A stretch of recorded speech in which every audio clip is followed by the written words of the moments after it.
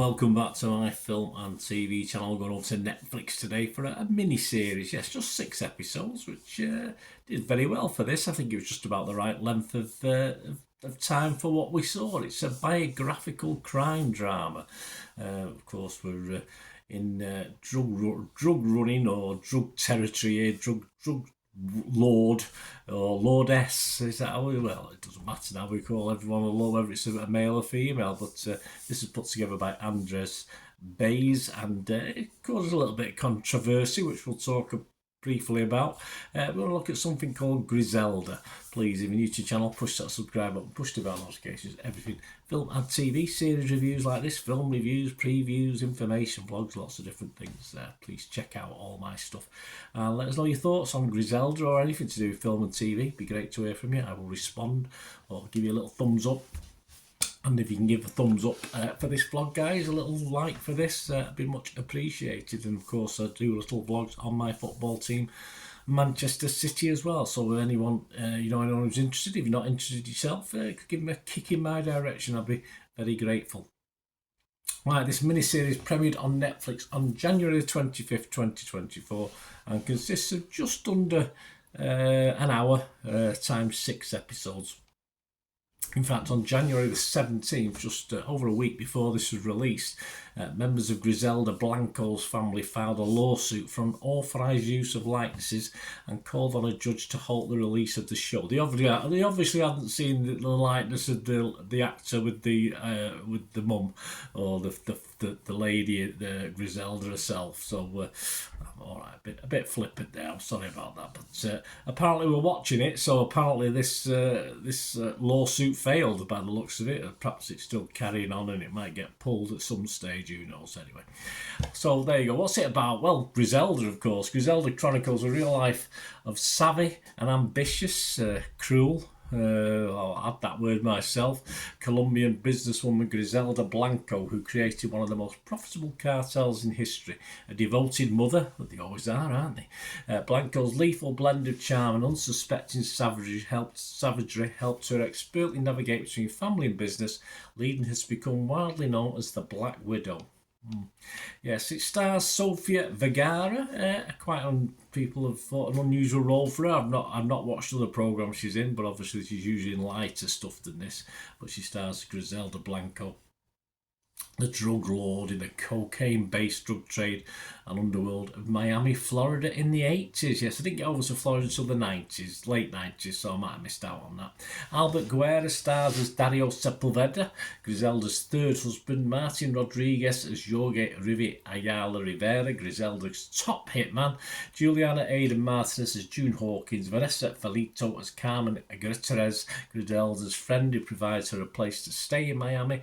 And Christian Tapan as Arturo Mesa. Critics, well, they seem to like it. Don't love it, like it. Rotten Tomatoes, 88% positivity, 49 critics, and it averages 6.8 out of 10. The consensus, Sofia Vergara impressively disappears into the role. She does a great job of Griselda Blanco in this propulsive gangster saga, which plays loose with the facts but achieves genuine grit. Yes, there's a lot of dramatic license, I would say, in this. Metacritic, the other site we look at, their average similar, 64 out of 100 based on 19 critics. 11 were positive, 8 were mixed, and there was no negative, which is fair enough, I think, for this. Empire magazine gave it 60 out of 100 and said, thanks largely to Sofia Vergara's impressive performance. Yes, there's a lot of love out there for Sofia Vergara's performance in this, and I'll probably include myself in that as well. Griselda is a satisfying, if formulaic, it is, exploration of murder, drugs, and the corrupting properties of power. It certainly is, because yes, it's like anything. I'll explain in a moment my little thoughts and sum it up before we go. Rotten Tomatoes audience, 73% positivity, so audience slightly up on the critics. And Internet Movie Database, 7.3 out of 10, so the audience seemed to like this, and that's over 18,000 scores and reviews, so not a mean amount to look at on this little series. On to my thoughts. Yes, Griselda, of course, initially a likeable, if you can call it that, drug runner at the start, as she's obviously battles to get on with her life after being treated like dirt, in fairness. But as her reputation grows, so does the darker side, unfortunately, that is bound to come out in this sort of film, crime drama, if you like. And I really wanted her to get a comeuppance by the end. I didn't feel sorry for anything that happened to her, because that's just how it plays out. You know, she goes from someone you're invested in and you care a little bit about because of the hard life she's had, but then it sort of all dissipates as the thing carries on. I don't know too much about the real story. I've not really read up on it. I probably won't go back and read up too much about it, but obviously, as I said, there's plenty of dramatic license. But the story we get on screen moves along at a very good pace for the 6 episodes, and I don't think there's any complaints on that score. And I will just add, of course, I've already mentioned Vergara is excellent in this. There's no very hard to find a real weakness in this as far as the main players are concerned. Just a well put together, well shot little series. There's nothing that different as been hinted at there as formulaic to other drug fueled series, of course, crime series like this. But it's sort of compact, neat stories, always watchable despite lacking a bit of perhaps a quirkiness of some other little stories in this genre. But it's just tells it simply, just gets from A to B and on all the way to Z as far as the drama's concerned. For me, it was just very watchable throwaway stuff. I'm not going to rave over it.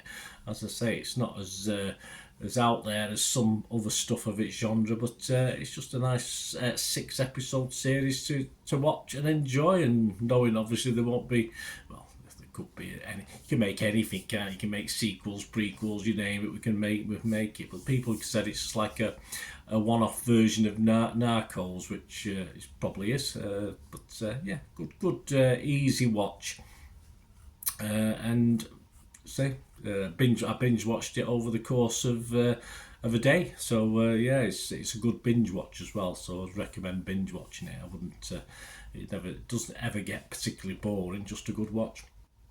So my score's fresh Rotten Tomatoes, positive Metacritic, and I'm going to give it my basic watchable score because that's what it was, 6 out of 10. So that's what I give it. So let me know, guys, if you your thoughts on it, and especially Vergara as well. As I said, I think most people think she did a very, very good job. Let me know if you think anything different. It'd be great to hear from you. To meet again, last one thing, don't I? Please stay safe, everyone. Bye for now.